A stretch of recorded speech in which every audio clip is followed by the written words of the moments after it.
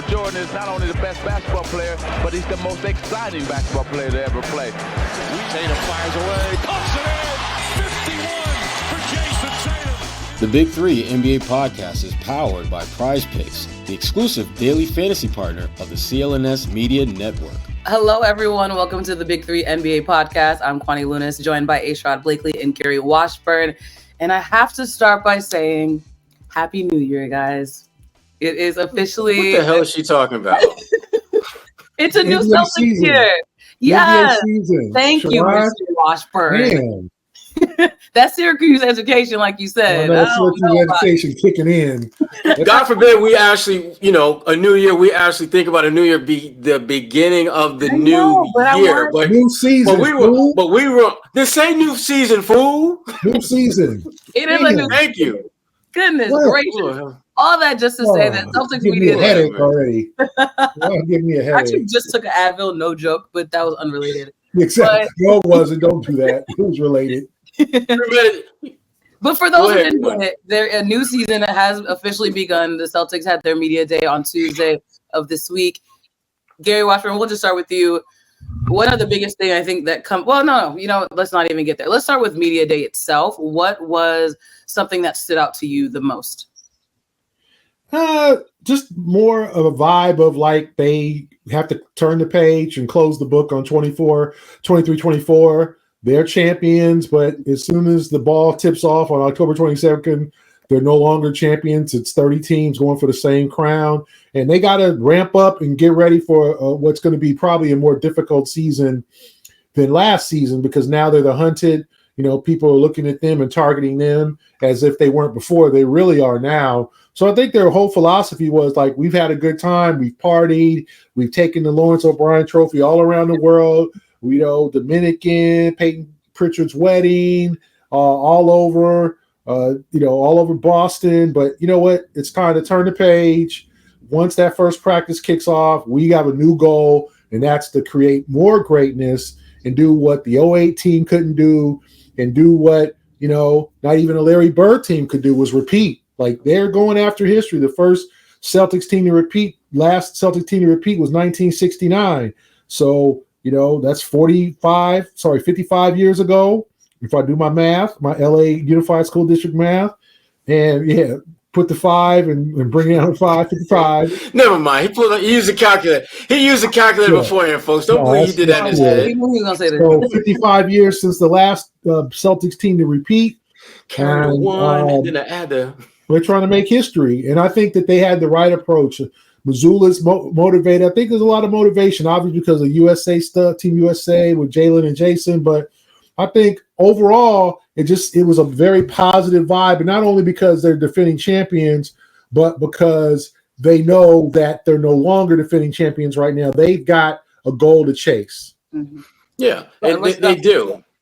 They do. But the one thing that they are not going to be prepared for is the force from which teams are going to come at them. When you talk to teams who won, like when I've talked to the Pistons about that year after they won their title and what that was like at the beginning of the season, it was hard as hell those first few weeks because they knew that they were the hunted. They everything that the Celtics are saying, every team that's won a title has said that leading up to that next year of trying to defend that title and win it again. And when you get between those lines, those teams treat that game as if it's game 6 of the finals. They come at you with a different kind of force that you are not used to. Now, the Celtics, I will say this, the way that they're constructed, they are built for there's a lot of room for error for them against every opponent they play. I mean, they can play a less than good game and still beat you by 15, 20 points. It could be like Tuesdays in Charlotte on a lot of nights where they only play maybe 55, 60% of their best and still win convincingly. Most of the teams that have won championships, and when we think about this, there was a key piece in that title run that did not come back for the sequel. And the Celtics, they bring the whole band back. And I think, as we get more deeper into the season, you're going to realize that they're positioned better than almost any other title champion to defend it because of that fact, because they have this continuity of guys who have already won a championship, and there isn't any significant piece of that championship pie that they didn't bring back this year. I think that's going to be a major factor in them repeating as champions. Yeah, and some of the highlights of Media Day from obviously social media as well, like Jaylen Brown, most obvious one. He looks more buff. Tatum looks to be in shape as well. We know that Tatum also fixed his shot, which Gary actually posted the video on X earlier on Wednesday. But also Joe Mazzulla, Brad Stevens, they're also saying the right things when you think about just the leadership of this team as well. But what do you think how do all of these things contribute to them potentially winning another banner? It has to just kind of fall in place the way it's supposed to. Like any one of those things, if it's not quite right, is going to throw the rest of them off. And that was one of the things about the Celtics last season I thought was really impressive, and I don't think we really paid enough attention to or gave enough credit for. It's just the cohesion and the chemistry that they had on and off the court. That was maybe one of the most boring championship runs we've ever seen because they didn't really have drama. You didn't have bickering and that. Tatum and Brown, there's always been this artificial. You're just one of the guys coming off the bench for the most part. You're not playing those major minutes. Al never made an issue about that. You start going down the line. That, to me, was one of the keys to their success, the fact that they embraced the roles that they were in and weren't grumbling about it, even if they wanted a more prominent role. You think back to, the Terry Rozier days, and I love T. Rose, but he wanted more burn. He wanted more shine, and he made it very clear that's what he wanted. And you could see situations in certain games where it was a problem. Tatum was trying to really figure out, am I him or am I just a really good role player? When you talk about playing with Gordon Hayward and Kyrie Irving and all those guys, so he was kind of trying to figure out where he fit in. And same thing with Jaylen. Jaylen, was wanted to be more of a scorer. And then he realized that I guess I got to kind of bring it at both ends of the floor if I'm going to be the player that I think I am. And so they didn't have any of those type of issues at all last season. And again, by bringing all the guys back, and Brad talked a little bit about this, during Media Day about how, when you have a certain culture and you can win with that culture at the highest of levels, you want to keep that intact. And obviously, and we may talk about in this episode, we may talk about it later, but at some point, someone got to cut that check. And it ain't going to be Wick. It's pretty damn clear that he's getting out while getting is good. But all these players, you're going to have to make some tough decisions down the road, and Brad knows this. But until then, you keep the group together, compete at the highest level, and hopefully bring home at one, maybe two more championships in the process. Prize Picks is America's #1 daily fantasy sports app with over 5 million active members. Prize Picks is the easiest and most exciting way to play daily fantasy sports. Unlike other apps, on Prize Picks, it's just you against the numbers. All you do is pick more or less on 2 to 6 players' stat projections and watch the winnings roll in. Get in on the daily action with your friends and become part of the Prize Picks community today. You can now win up to 100 times your money on Prize Picks with as little as 4 correct picks. That's right.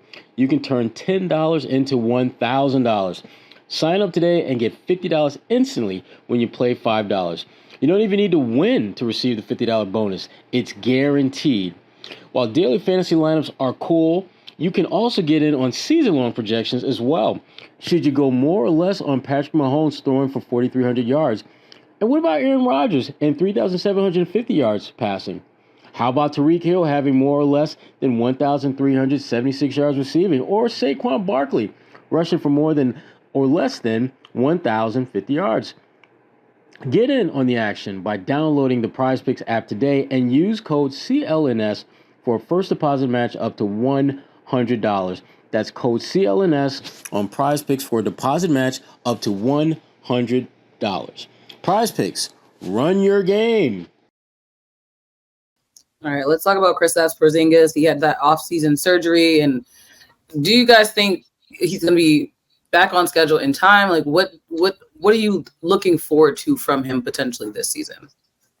I don't think he'll be back till January. And I'm not saying that because he's not telling us the truth about his progress. I think the Celtics don't need him until the second half to ramp up. And with a guy with a history of leg injuries, you do not want him rushing back. So if he's going to be ready in December, you give him 2-3 extra weeks to strengthen the area. He said he's running. He said he's taking shots. He said the area feels good. He walked normally yesterday, so it wasn't like he had a brace on or some kind of boot or anything like that. So he is almost 3 months from surgery, 2.5 months. So he's working, but I think the Celtics will play it safe because 1, you want him healthy. 2, you want him fresh. 3, you don't need him for the first 35 games of the season. You could use him, of course, but you want him to be healthy and fresh and ready for the playoffs. Remember, he did not play most of the playoffs. You know what I'm saying? Like, he did not play in the Cleveland series. He did not play in the Indiana series.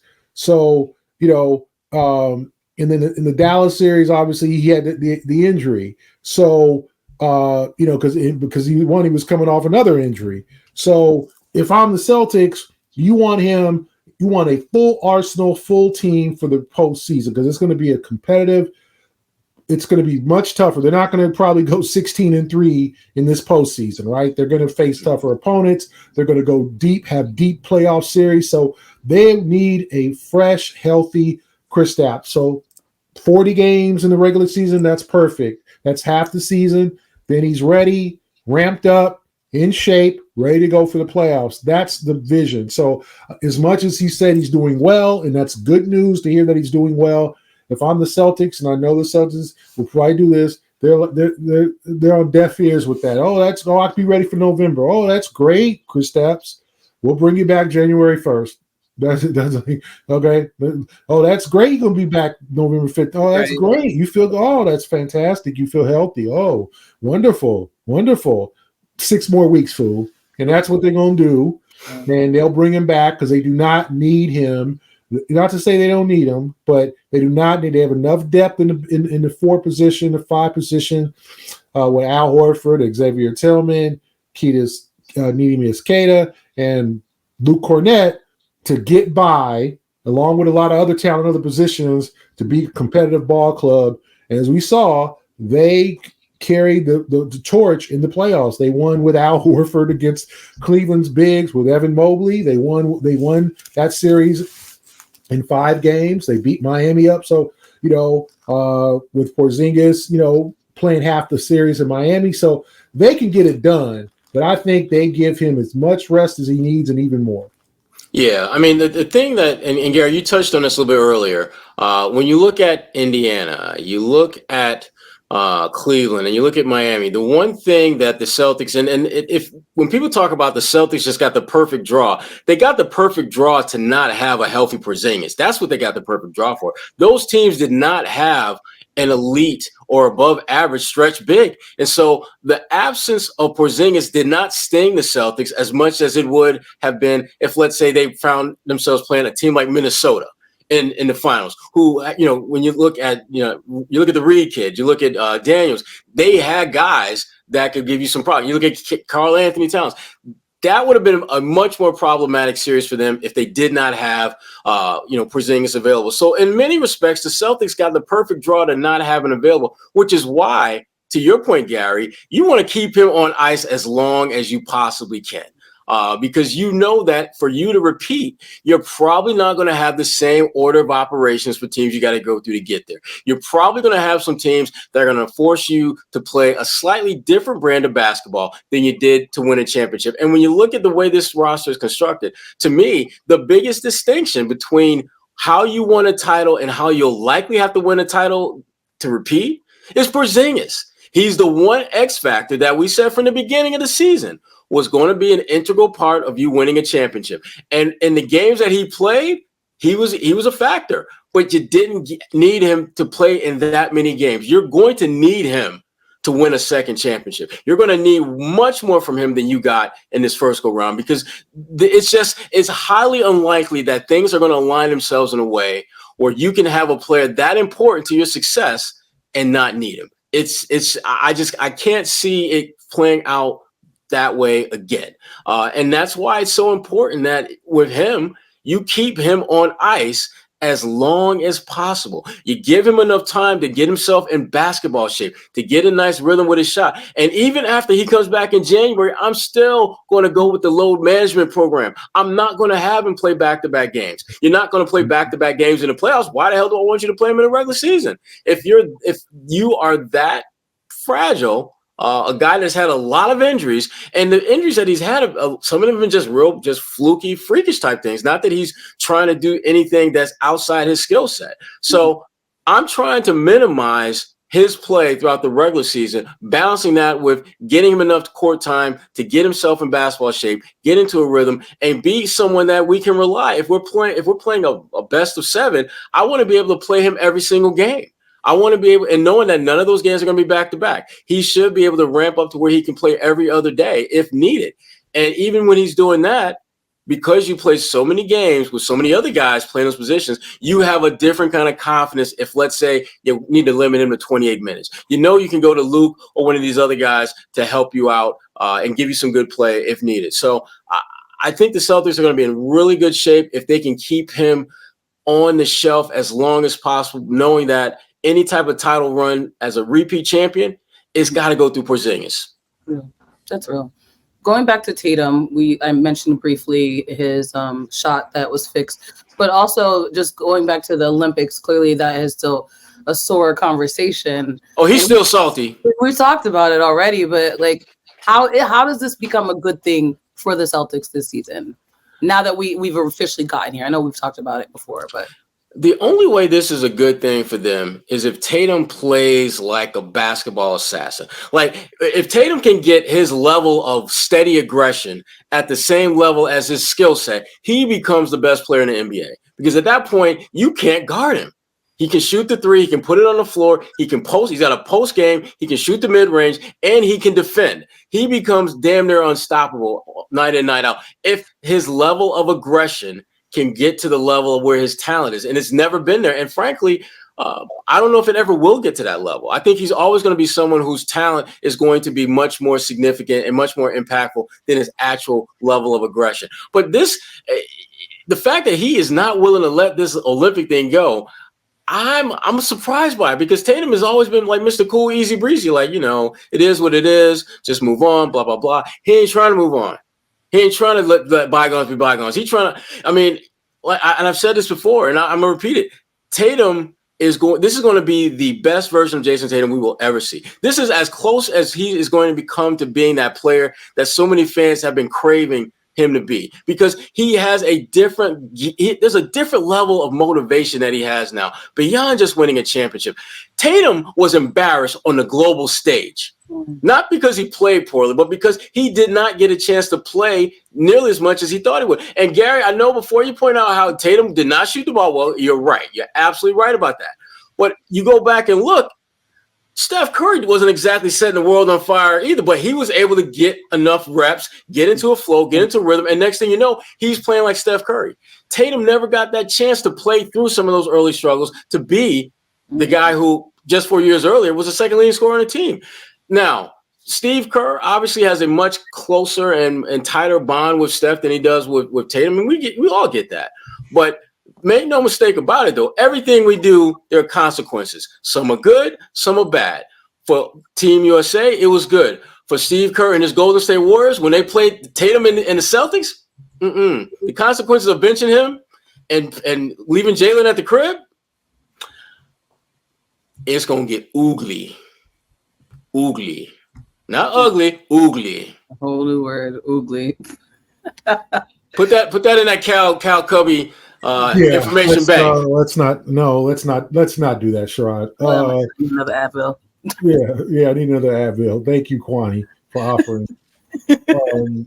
I don't think Jayson is much thinking about the Olympics as he's thinking about being better overall and taking his game to another level as he would have in any other season. But I think obviously there's more motivation, but also more doubt about his ability to lead a team and to be that top 5, top 2, top 3 player, an MVP candidate. I looked it up. He enters this season 9th overall in MVP voting in terms of the odds, right? He's 9th.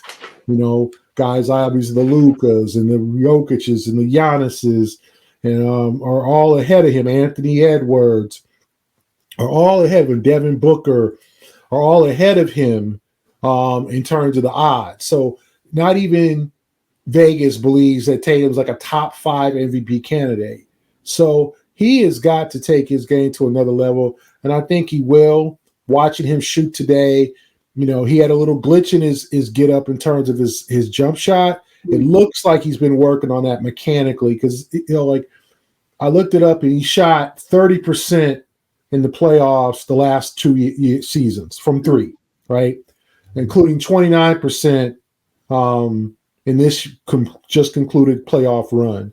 That's just not good enough. He shot 43% from 3 as a rookie. This is a guy who's a career 37-38% three-point shooter.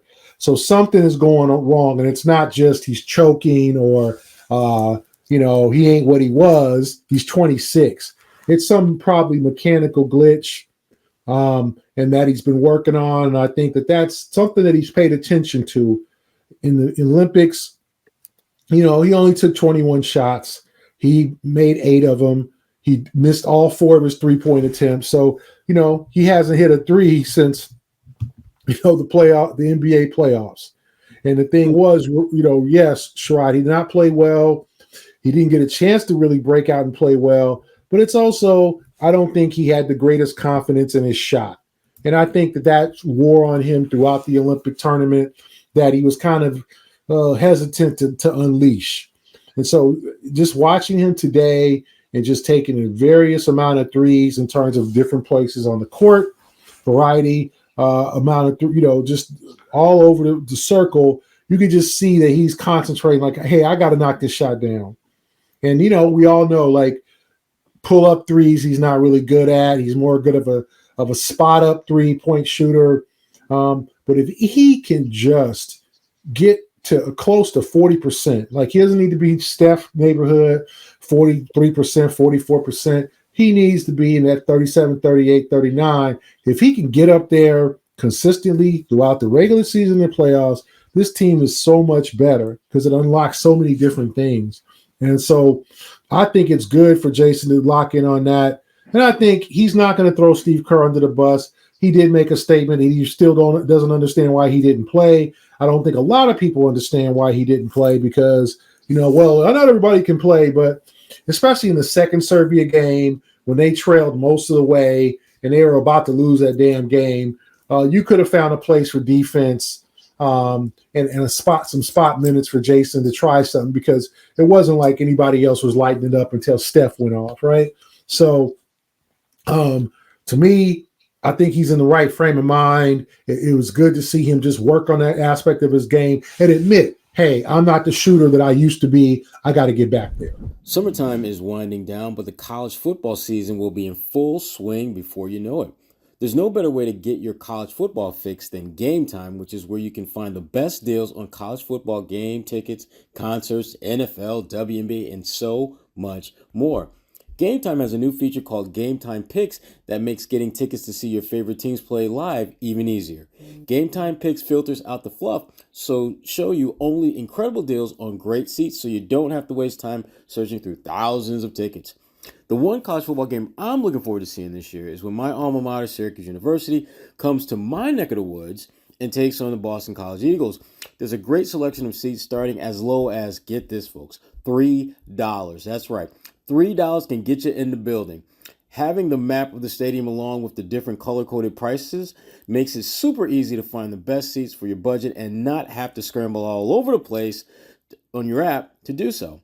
And you're covered by Game Time's lowest price guarantee, where Game Time will credit you 110% of the difference.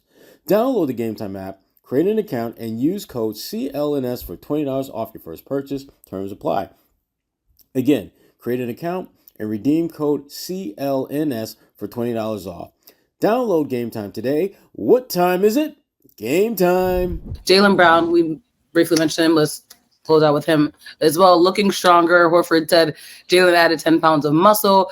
We've seen him working out on underwater over the summer. He's definitely been busy as well. But what do you think his Olympic snub will have, what that impact it will have on his, not only just psyche, but for the Celtics overall and the way that they perform this year?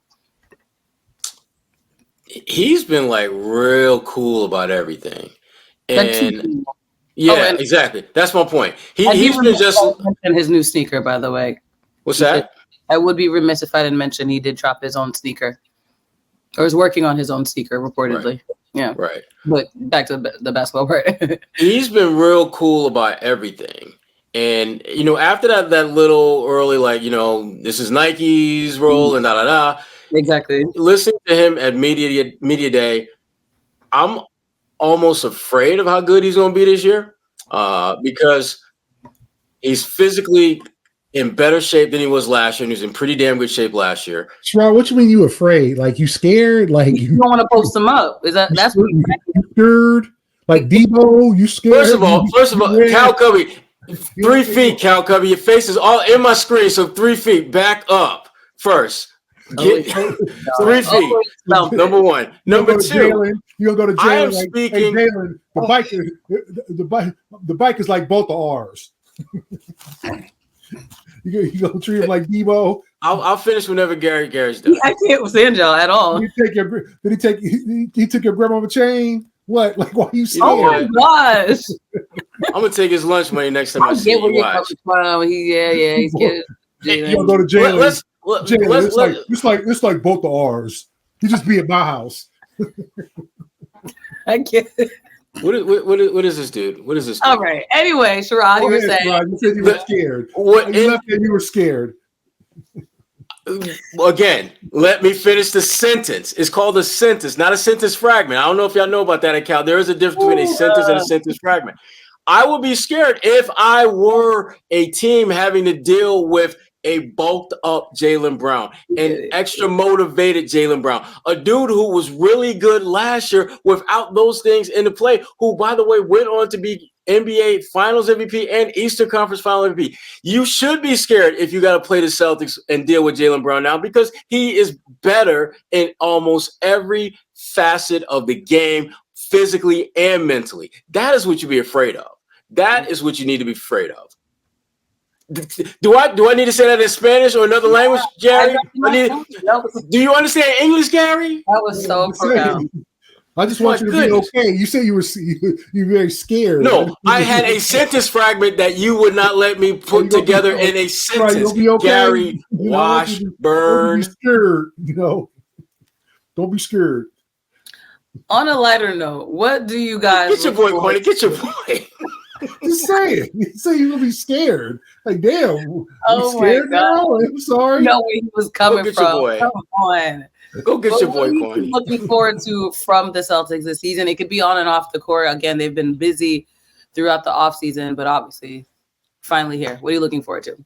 Other than Joe Mazzulla and Gary Washburn going back at each other, I'm looking forward to that. I'm looking forward to the sequel of that. But other than that, no, I'm curious to see how are they going to come out and deal with the extra force that teams are going to be coming at them with. Are they going to be able to just beat teams down the way they did last year? I mean, 3 games they won by 50 and some change. Are they going to be that dominant this year, or will they be pretty good, but not great during the regular season? Are they going to be like a lot of defending champions where it takes you a little bit of time to kind of calibrate what you got to deal with on a night in, night out basis? I don't know how they're going to come out. There is such a thing as a championship hangover, where you know that the journey you're about to begin, you know how to end it. You know how to be the last team standing. Are they going to lean too much on that experience, or are they going to treat this the way they say they're treating it, as if it's a different season and that we start from ground zero? That's what they're saying. But I got to see it to believe it, because teams say that every single year. And then next thing you know, after they get off to like a 4-3 start or a 7-5 start, then they're like, yeah, we came out a little bit lackadaisical because we thought we could just roll through teams. But now we're ready now. We're ready now. We got hit in the face and now we're ready. Right. I'm not buying they're going to come out smoking teams. I'm just not. Should they? Absolutely. But I'm not. I don't expect it to happen. I'm expecting. I'm looking forward to seeing what Mazzulla's approach is with the team in terms of getting them motivated and getting them ready every night. Because it's going to start from the opening night. Remember, I don't know, what was it? What team was it? The Heat, was it like the 07 Heat played Chicago on ring night and lost by 40, right? With Shaq and all those guys and Alonzo Mourning, and they were high five. Oh, we were champions and we did it. That would be awkward. Yeah. And then they got blown out. Like the league said, yeah, that was really cool. That was really congratulations. Pat on the back, much kudos. All right, thumbs up. And we're gonna whoop your ass. Like, this is, and that's what they're gonna have to prepare for. So I'm fascinated to see what happens on opening night. I'm also fascinated to see how Missoula approaches how to prepare every night, because teams are going to come at them, like Sherrod said. They're going to be everybody's Super Bowl, and they're going to have to win in different ways. And like Sherrod said, they were 5th overall all-time in point differential last season, 13.64 points per game they won. That is 5th all-time. They're probably not going to reach that this year. They're not going to blow teams out. They're going to have to win the hard way, especially without Porzingis, and they're going to have to find ways to win. They're going to have to grind out wins. And I'm fascinated to see how this version of the Celtics, which is practically the same as last year, but not entirely, but they're going to be different. Things are going to be different. Maybe some of the chemistry is going to be different. It's just going to be different. Guys are coming back on new contracts. Guys have more security. You got a full year of Xavier Tillman. Neemias Queta is now a major part of the team in terms of just like being on a full NBA contract. So let's see how this all goes. And we haven't even talked about Lonnie Walker. We talked to him today, and he's on that Exhibit 10 deal. But I ain't going to guarantee like Charles. You just said it. No. He just said it. I guarantee.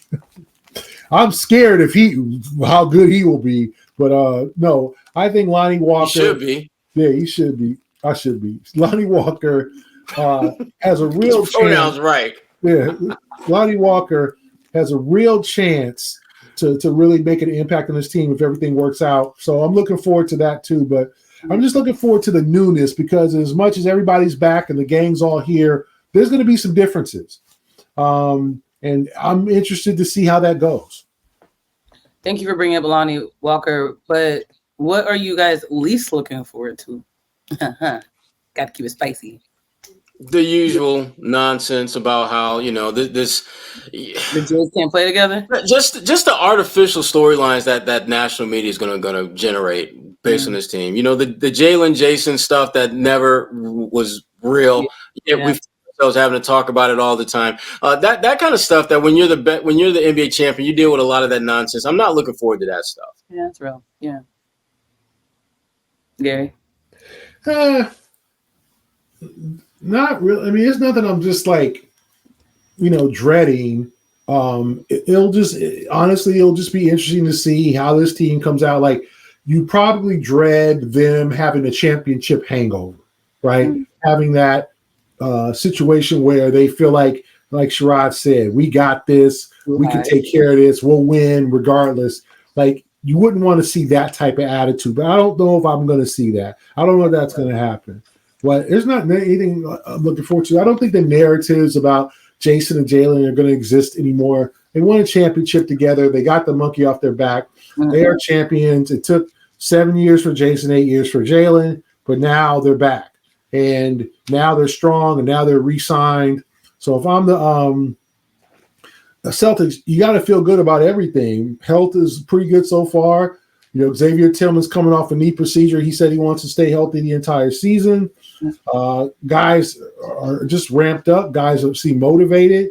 And we'll see how some of the, lower guys, the J.D. Davidsons, the Drew Petersons, and the two rookies with Watson and Shireman, how they contribute, whether they'll play any type of role or whether they just kind of sit and watch. So I'm kind of looking forward to, as I talked about before, the newness, but also there's nothing that I can say like, oh, I just dread with this team. I think they have the right approach.